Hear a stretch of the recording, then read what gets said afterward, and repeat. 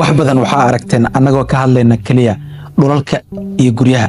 laakiin ma ogtahay in beeruhu ay xubin muhiim ka yihiin real estate-ka markay noqoto sidii wax looga soo saarayo dhowr barbarooni dhiil ma loo isticmaalaa aad iyo aad hal hektar qofkii iibsado ee ceel fiican haysta ee irrigation system ka saarta anaa waxa uu ballan qaaday $12,000 inuu 6 bilood ka helo waaw caadi maaha $12,000 inuu ka helo waxaa jira dad badan oo Soomaaliyeed oo laga yaabo in adigu ka mid tahay oo xiiseynaya inay lacag ka sameeyaan dhinaca beeraha oo ka mid ah waxyaabaha nolosha bulshada ay ku tiirsan tahay laakiin ay leeyihiin meesha ay ka bilaabi lahaayeen su'aalo badan ay uga jawaabneen halkii hektar meeqa ku beermi karta meequu soo joogaa lacag ahaan ama qarash ahaan dhulka inta badan marka waxyaabaha qaali ka dhiga laba qaaban u qiimeynayna mar waa dan kireysta ka war sax waa qodob marna waa dan iibsada ka war aad iyo aad dhulka iibitaankiisa wax badan sameeya waxaa arkaysaa meel hektarka maanta $1,000 oo ka yahay iyo meel $10,000 oo ka yahay iyo meel maxaa la yiraahdaa $20,000 oo ka yahay marka iibsanaysid waxaa saameynaya martideena maanta waa Cabdiraxmaan Sabriye oo bartay cilmiga beeraha ku shaqeeyay beeraha kana hadla arrimaha beeraha oo ah qofka ugu mudnaa ee ka hadli lahaa arrimaha la xiriira ka faa'iideysiga dhulbeereedka filliga beerahan galay iyadan aaminay iyadan ka shaqeeyay waqtiga juhdiga isugu geeyay iyadan waxa ka shaqeeyay dadku inay ugu bartaan maalin shahaadateeda meel maanan geyn mushaar adag uma aysan siinin waxaa la yiraahdaa uma aanan baahan waxa xoog هذا من فضل ربي طبعا ومعناها باهدي dhanba waxa maxaa iga kaafiyay beerta aan ku jiro aan ka dhex shaqeysanayo showgan cusub ayaan idin bilownay waxaan idin horkeeni doonaa dadka ugu muhiimsan real estate-ka haday noqoto dhinaca dhismaha dhinaca dhulalka dhinaca beeraha iyo dhinac walba oo kamid ah ganacsiga real estate-ka idinkana waxaan idin ka codsanaynaa inaad nala wadaagtaan magaca isleedihiin uu ku habboon yahay showgan oo qaybta committee aan ugula wadaagtaan waxaana qaadan doonaa magaca ugu muhiimsan ama ugu taageeraha badan dhinaca committee-ga taqriiban 5 ilaa 10 sano ka hor qofka beeraleyda perspective-ka laga yeesto wuxuu ahaa qof maxaa la yiraahdaa carra ku dhex jira dhiiqaysan fool waxba badan baa lacagaysan Soomaaliduna waa ka mahmaado beeri wargaabay tirmo ya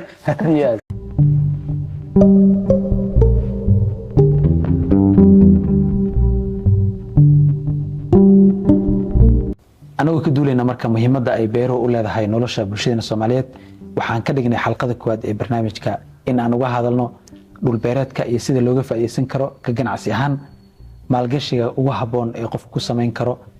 inta barnaamijku uu socdo waxa ogaan doontaan hektarkii meeqa ayuu joogi karaa sidee looga faa'iideysan karaa qofka ku cusub beeraha muxuu ku bilaabi karaa maxay tahay caqabadaha hadda ka jiro maxayse tahay faa'iidooyinka dhex yaala waxaana nala daadihi doono barnaamijka aan ku wada sheekaysan doonaa Cabdiraxmaan Sabriye oo ah aasaasaha iyo maamulaha guud ee Ras Agro Business Solutions soo Cabdiraxmaan adhoonor ku faraxsanayn macaawa kamid ahay martida Jumcada Dhilis aad oo maasan tahay oo ujeedaa hadda beeraha muhiimadda ay noo leedahay waxaan ka soo dhignay xalqada koowaad maadaama ay ka mid tahay waxyaabaha wadankeena uu ku faano marka barnaamijkeena rabnaa hor u galno waxaan rabnaa in wada sheekaysi noqdo dadkuna ay naga fahmaan wax ay ku go'aan qaadan karaan dhinaca beeraha marka qofku wuxuu isweydiinayaa haddii beera laga hadlaayo dabcan dadku badan waxay isweydiinayaan qofka beeraha ka hadlaaya qof nuucee waaye marka Cabdiraxmaan bal dadka isbar anigu waa ku aqaanaa iyo sida beeruhu kula xiriiraan bismillaahir rahmaanir rahiim habeen wanaagsan aniga waxaan Cabdiraxmaan Sabriye in dhalinyaro ah oo jaamacadda ummadda Soomaaliyeed ka baxay kana daraasay culuumta beeraha ee deegaanka beeraleyna aad iyo aad marka maalinkana beerta loo furay habeenkana Jumcada la joogo aad iyo maalintii waxaa la wataa yaambadii habeenkana suudka aad iyo aad baa shaqada insha Allah marka eriga qofku inuu beeraley yahay waxay tahay dabcan darajo weyn macno weyn ay leedahay maadaama qofka beeraleyda maalinka 3 jeer baa loo baahan yahay quraac loo baahan yahay qada loo baahan casha loo baahan yahay marka baxadeeda leedahay waana shaqo adag runtii u baahan maxaa la yiraahdaa wax badan daraasayn haddana qiimo weyn aad iyo aad maxaa kugu dhiirigeliyay Cabdiraxmaan horta intaan barnaamijku gelin in beeraha aad ku soo biirto ha noqoto tacliinteeda ama barashadeeda iyo shaqadeeda leeyahow intaba waxaan u malaynaa siyaabo kala duwan ay ugu dhasheen waa qodobka koowaad ee aniga decisionkii aan beer inaan maxaa la yidhahdaa barto aan ku qaato waxaan u malaynayaa wuxuu ahaa go-aanka ugu saxsanaa qaato maasha allah kan xasuusto waxbarashadeedii waxayna ku timid dhiirigelin dhanka waalidka ah waa ogtahay Soomaaliya marka la joogo qofka dhalinyarada ah ee ardayga ah iskoolka wuxuu ka soo baxayaa isagoo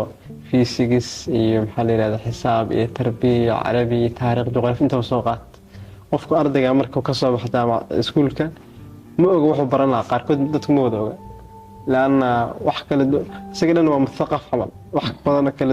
kala duwan soo barto marka aniga ujeedkaygu wuxuu ahaa inaan waxu barto marka meelo kala duwan aaday maxaa la yiraahdaa adiga beeraha ay soo baxday beerihii dadkii ula tago tal ahaanan weydiinay in iska fariisha inuu wax barto markaas ka gooneed ban ahaa marka qof kasta oo aan beer sheegaba bismillah warmayaanbo warma dhawar xanaan xurmo wala adoo jaamacad ramadana hada wad ku falamaad afku yaadida qof kasta laha aadiyaad dhiirigelintu weelad marka waalidkeen ka qaat allah hal yiraahdaa arsiyo hooyo inuu tago marka aan ku yiraahdo waxaan rabaa wax la yiraahdo beer inaan barto inay itiyaa saameyn weyn ugu yeeshay kaasana aqoon soobay directionkii waxbarasho sigaajin hooyo inuu tago waxaan rabaa beer inaan barto waxay ugu tiriniyo beer ayada kugula talina baro ma sha Allah sababta waxa waaye markaad fil beerada aad waxaa laga yaabaa inaad geedaha iyo wax soo saarkooda iyo nolosha sanad gasho waxaa laga yaabaa marka hal geed aad abuurto mir bislaatay ka soo gooday shimbir bahan oo cuna awdiisana ku jannata laga yaabaa ma sha Allah horso ibra aadiya adduunyadii aan rabay inaan barto ayaa aakhira la iga tusay amal fiican inay tahay marka hooyadan aad ugu mahad celiya dhankaas oo tiri horo socota soo marka confirmation fiican waxaan ka helay in halkan adana aad oo xataa aakhiradeedii maxaa la wanaaji karto taas waa qodobka labaad markaan aniga filligan galay oo maxaa la yiraahdaa sanadkii labaad baan maraayo waxaan galay ka ganacsigiisa waxa ugu weyn ee ku bilaabay marka laga soo tago inaan baranay waxay ahayd fursad ganacsiga ka dhaxarka si dad kala duwan maanta la daawanaya ay fursad ganacsiga dhaxarkan beeraha ayaan anagu uga dhaxarka fursadaasna waxay ku timid karoonihii waqti anigoo maxaa la yiraahdaa eridan bakaaraha joogay ayaan suuq qudaarta soo maray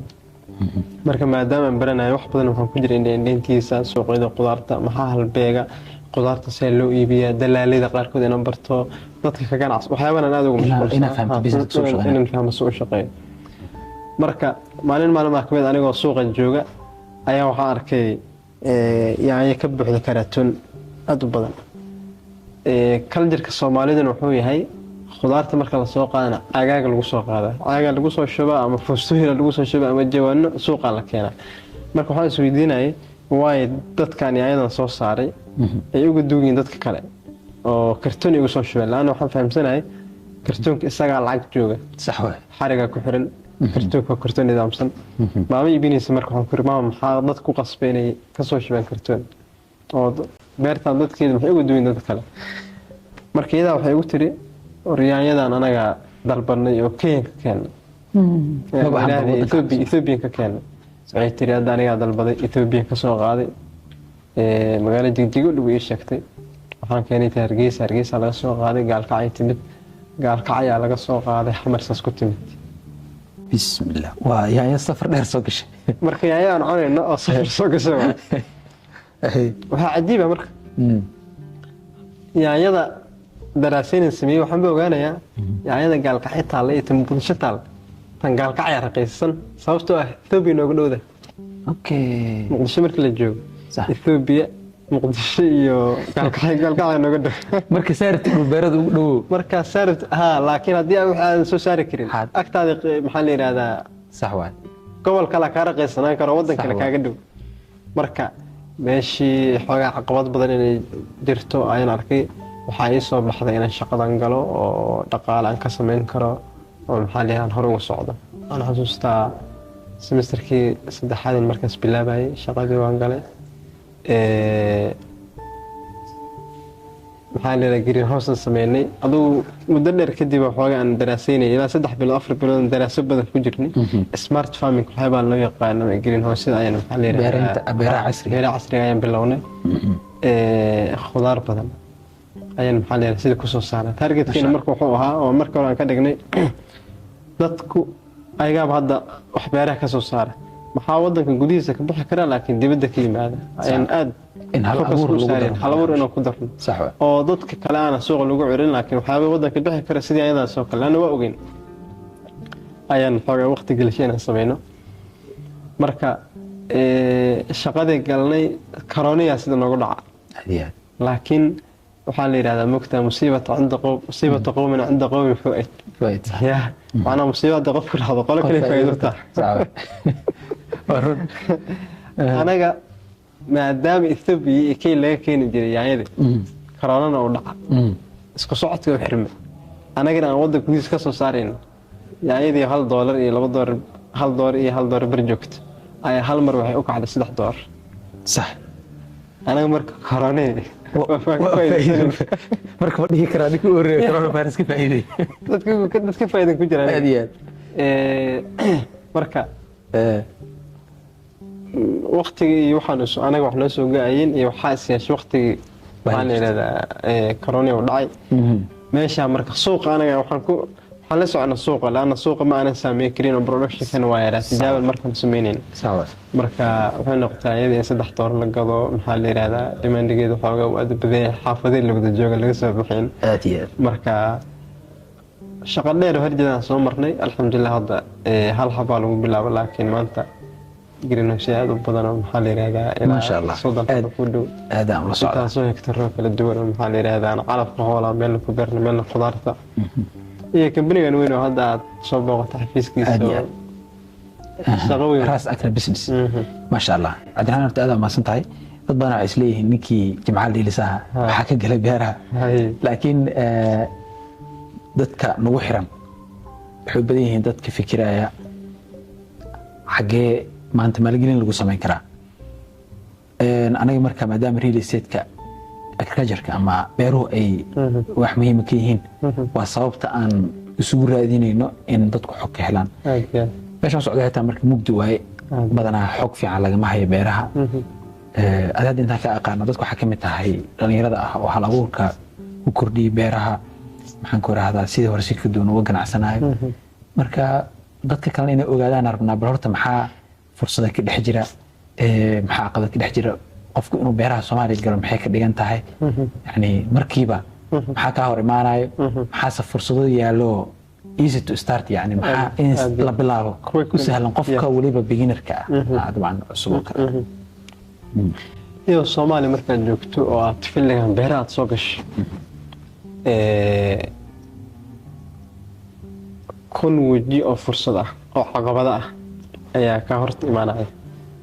haddii noqoto infrastructure adduunka haddii noqoto aqoonta oo tan ugu daran ah haddii noqoto meelo kale caqabado badan hor imaanaya laakiin caqabadaas oo dhan markaad fiiriso aad la barbar dhigto fursadaha ayaa ka badan sababta waxaa waaye waxaan nahay wadan 9 milyan hektar leh oo dhul beereed wax lagu beeran karo wax lagu beerin karo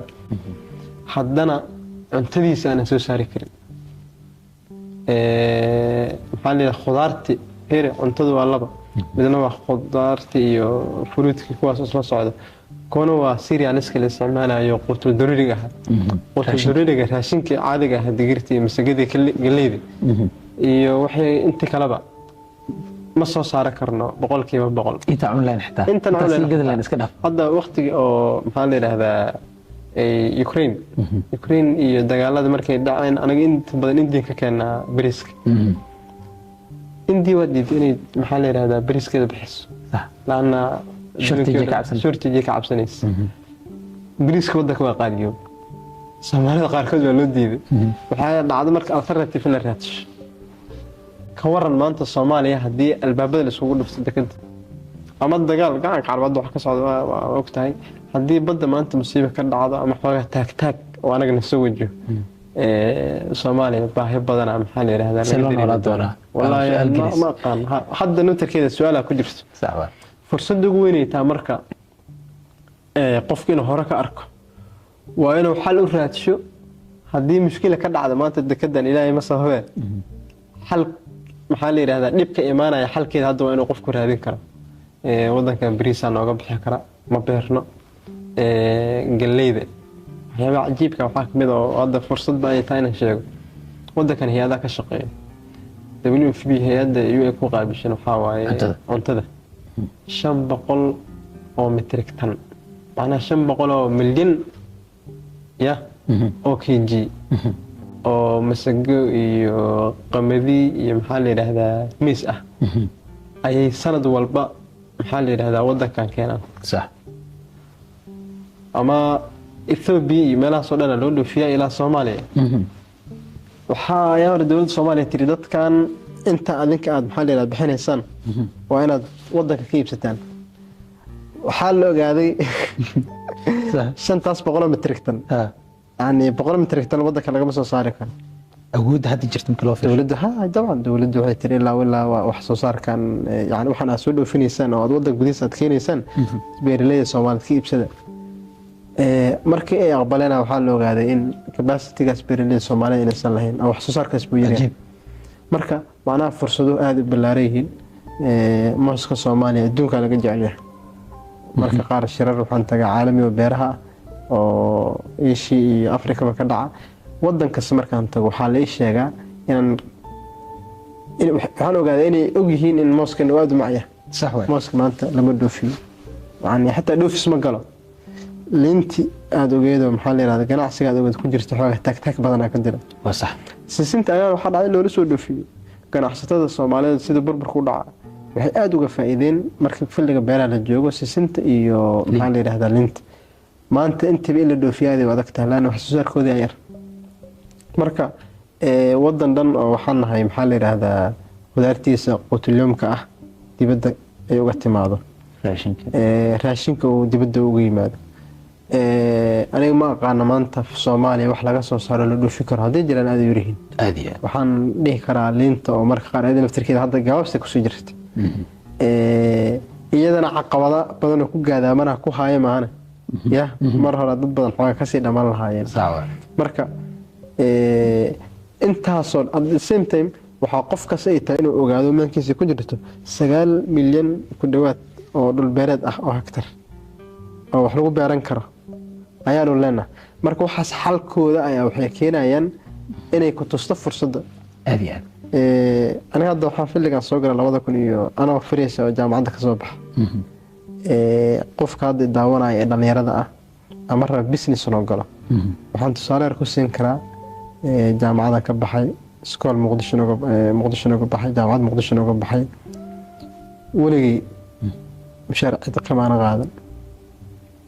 beeran intaan beer ka shaqeynay iyo ka hor iyo kadib ma shaqada ugu horta marka shaqada qaata hore wax ka adib beeraha aniga intaan qaadanaan galay okay laakiin waxaan rabaa macna qofka in si waaqac wax tusi kara moogta sax filliga beerahan galay iyadan aaminay iyadan ka shaqeeyay waqtigii juhdiga isugu geeyay iyadan waxa ka shaqeeyay dadku inay ugu bartaan maalin shahaadateeda meel maanan geyn mushaaricada uma isasiinin oo maxaa la yiraahdaa uma aanan baahan waxa xoog saartay dabcan waa macnaha baahidii dhanba waxa maxaa la iga kaafiyay beerta aan ku jiro aan ka dhex shaqeysanayo marka waxaan ku faanay maan laakiin waa waxay tahay in dadku ay tusaale u noqoto oo aan ku dhiirigelin laana waxa waaye norow wadankan fursadaha ka jira markii beer ay noqoto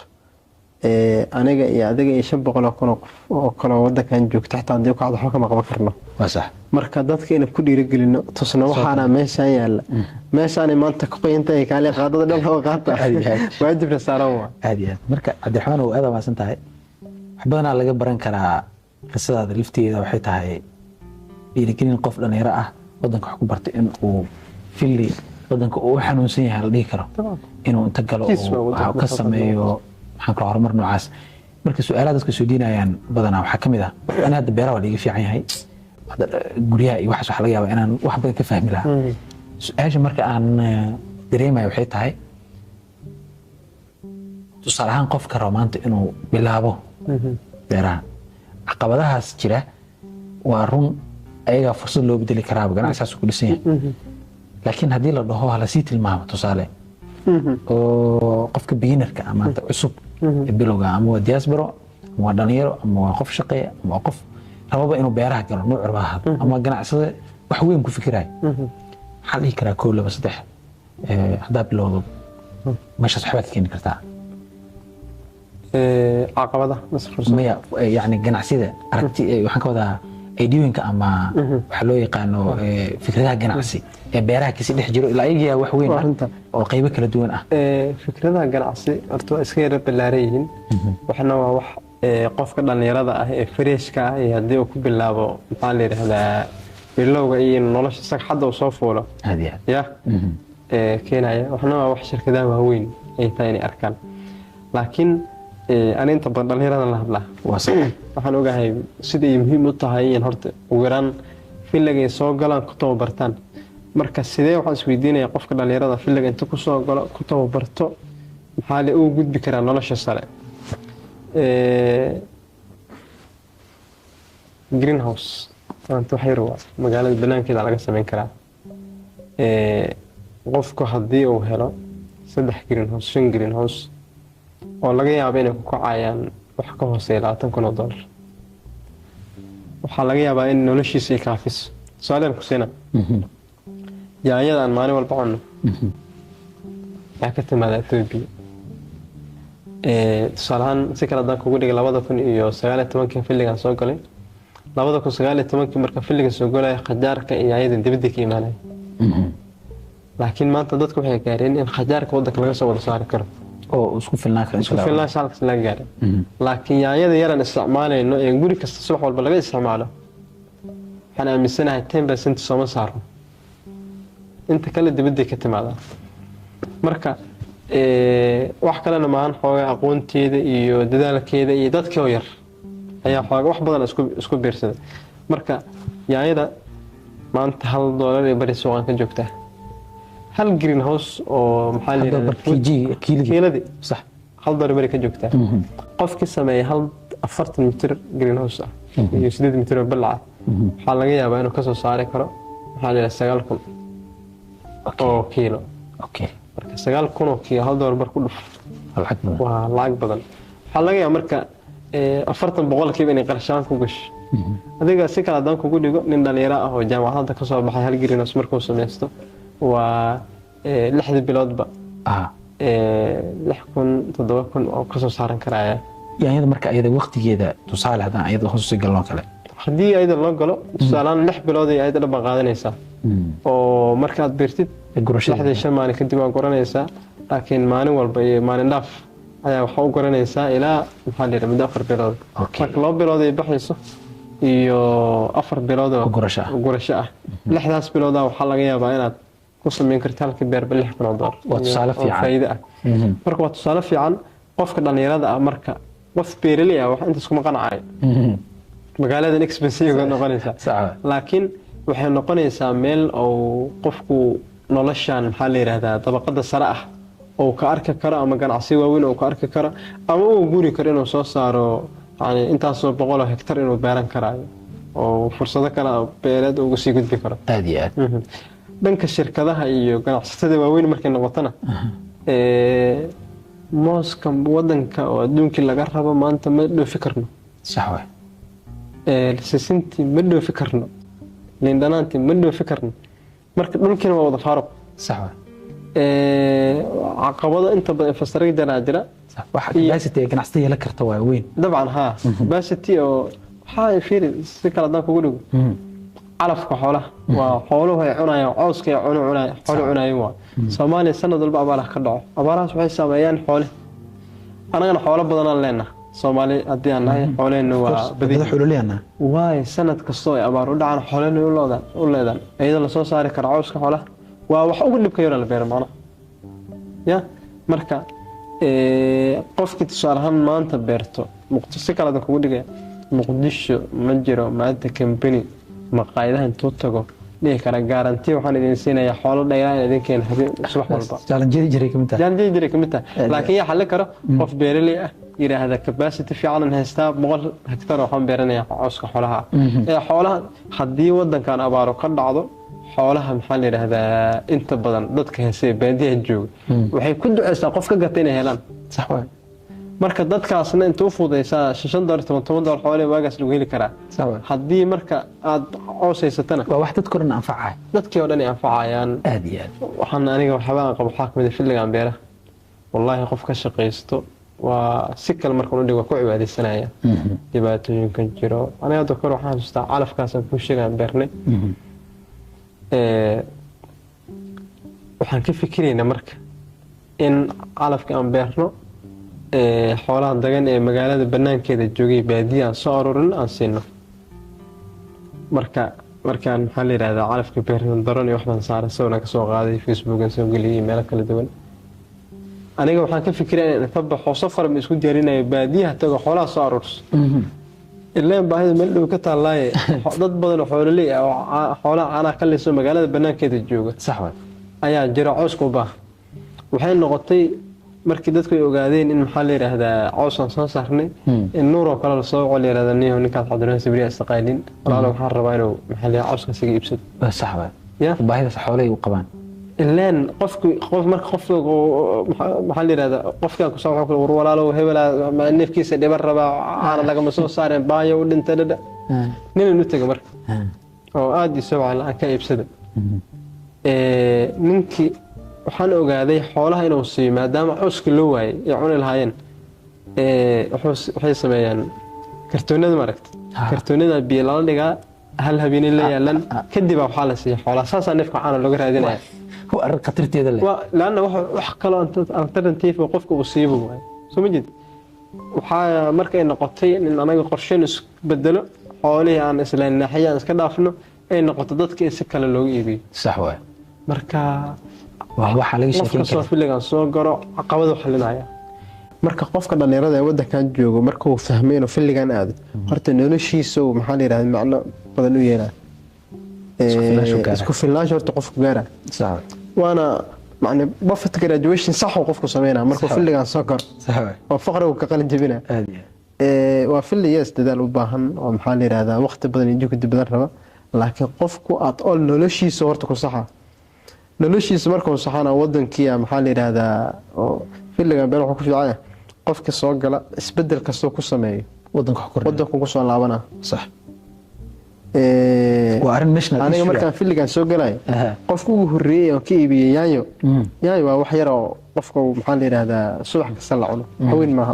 beeristeeda in la soo saaro maamad igu horeeyay ka iibinayay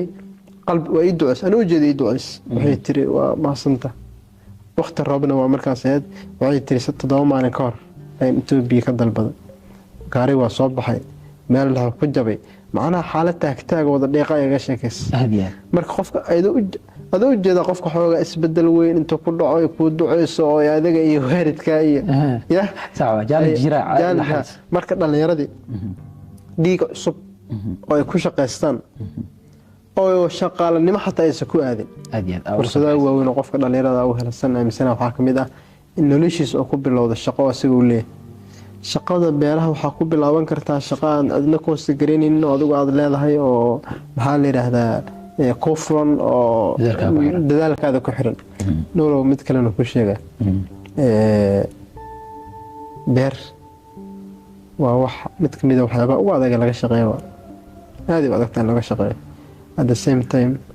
waa mid kamid ah waxyaaba ugu waaweyn laga faa'iido qiimaha noloshaas nasaas ku dhisan أتويلها لها وهل ليس للإنسان إلا ما سعى وأن سعي سوف يرى بير مركي نقطة وحيربتا ددال وحيربتا إتقان وحيربتا محل هذا كورقب وحير هذا بير أعظم هنا أدير ملحة بير أبيه قفكي مال قشدو قرش خاصو كبحو وحقوبة يوم با محل هذا أي تقانا لكن إن القف أرجيدو أما وكاجي أرجيه أما حفيز كان كشقين أذوق كشقي ما تقانا marka waa xasan aaminsan itqaanka iyo nolosha ayaasaas ku dhisan waatii xadiidka nabiga ahaa qofka camal sameynaya ya in Allah axaba idaa camala axadukum camalan an yutqina qaan qofka inuu ka sameeyo sugo waa nolosha ku dhisan laakiin shaqo hard waa shaqo adag waa laakiin at the same time waa shaqo aad u faa'iido badan nolosha qofka bedelaysa macnahan bedelaysa iyo deeladiisa iyo horumarkiisa wax badan bedelaysa qaybta technicalka ugu muhiimsan ma qaybta hadaan u galno qofku markuu beerta soo galo oo intaas opportunity intaas caqabad oo ka warqabo waxyaabaha qofka aan weligiis beergelin usweydiina waxaa ka mid ah adan dhulka marka la joogo qofka wax ku cabirtaa intaasoo mitir ayaa mataqaanaa haddaa gadato intaasoo guri la-ega ka dhisan kartaa intaasoo apartamentia ku gelayso beeraha markaan aan dulkeenno cabirkaas dabcan hectar haddaanan qaldaneen ayaa lagu cabiraa dhul beereedka anaga meeshaan u soconno oo barnaamijkan naga soo gelayana waa meeshaas marka badan hadda koonfurta waddanka markii la joogo hectarkii meequu qiimo ahaan markii toos loo galo uu joogaa qofku markuu iibsanayo maxuuse ka soo saari karaa for example kaba soo qaad 20 hectar 10 hectar yani tusaalaha ugu yar oo qof wax ku bilaabi karo iyo yani qofku lacagta ay joogto hectarku muxuu sababsadaaho hectarna uu qaali ku yahay hectarna uu raqiis ku noqdaa sida caadiga meesha ugu dhow wax laga bilaabi karo horta dhulka iyo markay noqoto kala duwanaanshihiisa dhulka wax badanaa saameyn ku yeesha qofku inta badan maxaa la carramadow dhul ayaa dadku horta beer ugu fiican tahay oo la wada jecel yahay marka laga bilaabo abgooy ilaa webiga labada webi leen inta ku hareeraysan booska yar carramadow dhulka inta badan marka waxyaabaha qaali ka dhiga laba qaaban u qiimeynayna mar waa haddaan kireysta ka war sax waa qodob marna waa haddaan iibsada ka war aad iyo aad dhulka iibitaankiisa wax badanaa saameeya waxaa arkaysaa meel hektarka maanta $1,000 oo ka yahay iyo meel 10,000 oo ka yahay iyo meel maxaa la yiraahdaa 20,000 ka yahay marka iibsanaysid waxaa saameynaya Soomaaliduna dhulka ogtaa ganacsi u yahay sax waay dad dhan qof dhan waxaa arkaysaa camal kale aan lahayn dhul uun leh sax waay ya oo si iibiyaha marka waa shaqo joogta mugtahay xoogaa oo ganacsi ah dhulka waxaa wax badan saameeyay maxaa la yiraahdaa security oo hadii la koreeyay saameyntiisa kulli aad fahmi kartid waxaa saameeyay tan ugu weyn ee talaamiga ima soo jira waxa haduu looga fikir wixii la soo saaray si laamiga ku soo gaari kara waxaa kale beer marka la joogo qofku xitaa wuxuu ku xisaabtamaya hadii beertaada laamiga ka dhowdahay عوضة دير ربدو بري ما ذكرت صعب عوض دير ربدو بري ما ذكرت لأن عرمدو قاري قاعدو محل هذا إنه تمرو مو مرة كربا مركا لامي قنتو جرا سامين إنسا وحاس يواس وحيواس الحاكم إذا عيرش بيهو أنت دول كسو جرام ميلا قار هذا دول كان شباب هذا مركا تكت بيها waxaa lagu qodaa maxaa la yiraahdaa gacanta lagu qodaa caalasha qaarkood meelaha qaar markaa tagto shabeellada iska midana 100 mitir iyo 200 mitir jiraan riig un baa shaqadaas qaban karaa marka wax badan waxaa jira qiimeyn leh laakiin webiga intuu dhow yahay aad ugu jirtaa qodobka ugu muhiimsan ka mid tahay webiga laana qofku haddii uu ka maarmo inuu maxaa la yiraahdaa ceel qoto waa inuu webiga aado midda kale waxaan ku sheegaa nuro waxyaabaha maaragtay dadku inta badan markay filligan ka hadlayaan ama ay ku jiraan wax badanaa dadku waxay tarkiiska saaraan webi sax warheed webiga Soomaaliya asaab oo saqaysan biyaha saxda ah dhulkeena waa naga hooseeya sax kuwan waa inaan isticmaali karno naga hooseeya biyaan caqligeeda geliyaan naga hooseeya aad u badan maxaa la yiraahdaa isticmaalkoodana uu yiri haddana biyo nadiif ah biyo nadiif oo fresh oo helin oo maxaa la yiraahdaa yani caafimaad qaba yaal laakiin webigan maalin Ethiopia iska xiranaysa maalin dar la ogaay maalin dadku inay isku arbiyaan ma sax laga yaabaa lacag 20,000 ilaa 30,000 in ceel weyn ku qodo hadaba beeraha inaan gasho kaago hadda ay kaago anta inaan beer soo gasho waxyaabaha aaminsan waxa kamid ah beer laamiga u dhow oo beec iibso qiimaheedu ma badna waxa laga yaabaa $10,000 hektarka inuu ka badnayn imo ceelka qodayda ceelka solar saaro Soomaaliya energy ka jira waa aragtay صح واي shidaalaad u baahnaanin hadda anaga caalan leenahay ma aqaano qaab mar aan ka shaqeynay iyo qarash anagu na gelisay iyo shidaal aan u isticmaalno ma xasuusto ma oginba صح ka solar saaran solarkaas biig cadaadan ilaahay ma lacag naga gadan ya cadaadan la isticmaalaya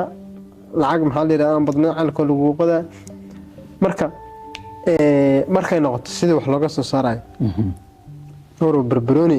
dheel ma loo isticmaalaa ادي hal hektar qofka iibsado ee ceel fiican haysta ee irrigation system ka saarta ana waxa uu ballan qaaday $12,000 inuu 6 bilood ka helo واو عادي ما $12,000 inuu ka helo irrigation system saarto maxaa la yiraahdaa biyo nadiif yihiin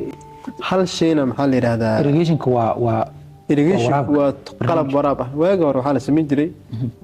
haddana la sameeyaa meelaha qaar biyaha beerta in laga fasaxo kanaalka lagu soo shaqadaas caradii wasaqaysaa irrigation nooc kala duwan uu leeyahay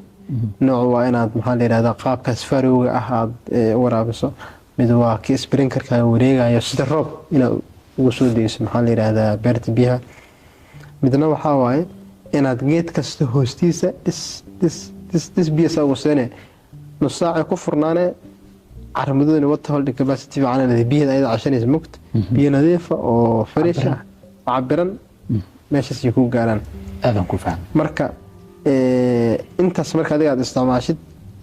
barbarooni waa shay yar oo caadi ah oo maalinla ah loo soo saari karo ana qofka soo ballan qaadayo shaqada kala yimaado waa wax yani qofka la rabo inuu shaqada beerta laga rabo la yimaado iyo commitmentiga dabcan yani ka go'naanshaha laftiisa waa muhiim dadka qaar waxay yiraahdaan warnimo waalantaada fursadan ganacsi haddaad ogtahay oo asaasta xadad ku sheegay ma qarsatay laakiin war aniga 500 kun oo qof hadii magaalada timaado ma awoodi kareen magaalada ina wadanka kaafino sax ya fursadaha ugu waaweyn ee wadankan dadka waxaa kamid ah reer Jubbaland webiga Jubba ka soo bilowgeedo ilaa maxaa la yiraahdaa Jubbooyinka webiga Jubba wuxuu ku fiicay sanadkii dhan ma go'o okay sanadkii dhan biyihiisu waa soo taagan yihiin sax laakiin waxa xanuun kale waxa waaye wax soo saarkiisu iskaba dhaaf Soomaali kale Jubbooyinka kuma kaafin karaa kuma filna wax kale maaha dadkii la laayay fursadan meeshan taala ayaa dadka ka indhaxareeyeen marka waa sababta in media uga hadlayno maxaa la yiraahdaa wacyigelinta sababta muhiim u tahay qariiban 5 ilaa 10 sano ka hor qofka beeraleyda perspective-ka laga yeesto wuxuu ahaa qof maxaa la yiraahdaa carra ku dhex jira dhiiqaysan fool waxba badan baa lacagaysan Soomaaliduna waa ka mahmaado beeri wargaabay tirmo wax badan ka soo taariikhsay waxaan maleynayaa dadku waa ka dhargeen xog badan oo uga dhex maqnaa dhinaca beeraha laga yaabo in marar kale oo barnaamij kale aan isku nimaano haddii ay dadku soo codsadaan in waxyaabo gaar oo khaas ah beeraha dhinacooda laga sii hadlo su-aasha marka aan isleeyahay waa muhiim maadaama aad tahay qof beeraha bartay haddana beeraha ku shaqeeya haddana dadka kala taliya yani dhinacyo badan aa ka baasato dhinaca beeraha markii la joogo talada ugu muhiimsan ee qof maanta beer galayo ama ku fikirayo ganacsigan beeraha iyo dhul beereedkan uu ka faa'iideysto ama haysto dhulkii hore inuu ka faa'iideysto ama haddii kadib inuu galo oo dhul iyo mirba midna aan hore u haysan maxay tahay qof kasta kulli waa su'aal iska ballaaran laakiin ana waxaan qabaa wax walba adduunka nafsigiisa lagu dhiso aniga talada ugu weyn horta qof filliga rabo iyo qof kale baan siin lahaa anaga inta badan waxaan dhalinyarada iyo ganacsatada xooga saarnaa aad iyo aad markii kulli jimcaale tiimkiisa aad iyo aad horta talada ugu weyn waxay tahay nimayahow xiriirkii ilaahay naga dhaxeeyay hagaajino aad iyo aad xiriirkaas hadduu hagaagsan yahay nolosha saxmaysa dhaqaalaha iyo nolosha la ordayno dhan waxaa la yiraahdaa ruud aan ku gaarno ay noo noqonaysaa waa sax iyo shaqadan ku jirna naftirkeeda inaan maxaa la yiraahdaa niyadeen u wanaajino lagu cibaadeysto geed wanaag wax weyn waa fiir waxa kitaabaad aragtay Sahih Bukhari Sahih Muslim 40 aad aragto dhanba waxa ugu horeeya lagu bilaabo waa niyad wanaag ya xadiidkii niyadda ka sheekeynayay inama alacmaalu binniyaat markii niyaddeena aan hagaajino wax weyn waayo ilaahayna aan maxaa la yidhahdaa wax badan u dhowaan qodobka labaad wuxuu yahay qofka raba filligan inuu galo waxaan kula talin lahaa 2 shay aqoon ahaan inuu la tashi badan sameeyo maxaa la yidhahdaa yaad fillinkaaga soo horreeyey waa researchka saxda ah ee qof kasta business proposalka la diyaarin lahaa waa sax waay ya in xoogaa uu soo galo waxyaabo badan anigu aan ku soo jabnay oon ku soo jibin inuusan marin xanuun ka maarmi karo haa nuur aniga waxaan soo maray geedan hadda kahor yaanyo badan aan beer yaanyadii daawaan soo qaatay waa ku shuba daawadaas marka daawo waxay ahayd koritaanka la dejinaysa okay waxaan u soo laabtay marka waxaan adiga taqriiban 10 camal ayaan shaqadaas qaban galab habeenkii cishihii camala waxaa soo weli beerta joogay sax waxaan la geedii wax ka nool wale habeeraata ma jirto gibiyada baabeen baasha baabis hantiana meesha naga gash sax anaga marka waxaan ka wadnay dadaal iyo dadaalan ka wadnay iyo geedka nafaqo fiican ku helo marka aqoon dariya laakiin wax naga qalad marka hore marka dambe waxaan ogaanay application-ka qaabkan u isticmaalnay inuu wax badan ay ka khaldanayeen marka qofka beeraleyda horta waa inuu war helaa taleela mogto waa inuu taleelo qodobka labaad wuxuu yahay waxyaaba aniga saameeyey nolosheeda iyo hore socodkii kor u qaada waxaa ka mid ah in exposure aan sameeyey waa baxay tusaale ahaan waxaan rabaa inaan basal beero war basal si Ethiopia looga beeraa basal si Kenya looga beeraa haddii la beero maxaa ka soo go'ay waxyaabahaas oo dhanba waxaan u tagay dad anaga naga khibrad iyo aqoon badan oo anaga 5 hektar 10 hektar bay haysanaa tusaale ahaan nin 1 hektar haysto oo subaxii wax dhayna gada beertiisa ka soo baxaad yaabe aad iyo aad yani waxaan filanin 1 hektar ka soo saaray ama waxaan rajaynin inaan ka soo saaro 10 hektar ka soo saaraya hal si efficiency u beeray taban marka exposure qofka sameyn kara inuu sameeyo buxo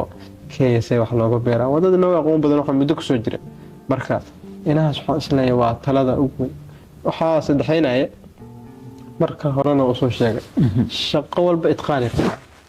shaqada aad si dadaal maxaa la yiraahdaa aqoon leh ka dhabayn juhd iyo dadaal iyo fikir iyo hor socod aad geliso aad iyo aad ma santahay Saad Raxmaan ma kaga mahadcelinaya waxa waaye xog fiican siisay cadaadina beero badan geysan aad iyo aad ma santahay aad iyo aad ma santahay Saad Raxmaan waxaan rajaynaynaa insha Allah teamka ku xiran Jimcaal Leelis xiriirka Saad Raxmaan hoos aad ku reebi doona qofkii raba la talin dhinaca beeraha ah ama xoog dheeri ah oo intaan ka badan insha Allah halkaas uu kala soo xiriiri doona waana free haradina waxaan rajaynaynaa sidoo kale aan rabaa su'aashan idinkaga tago ma jeclaan lahaydeen programkan ama showgan aan idinku horkeenayno dadka muhiimka ah real estate-ka in aan sii wadno muwaadicda jeclaan lahaydeen inaan idin horkeeno waxaan sidoo kale rabnaa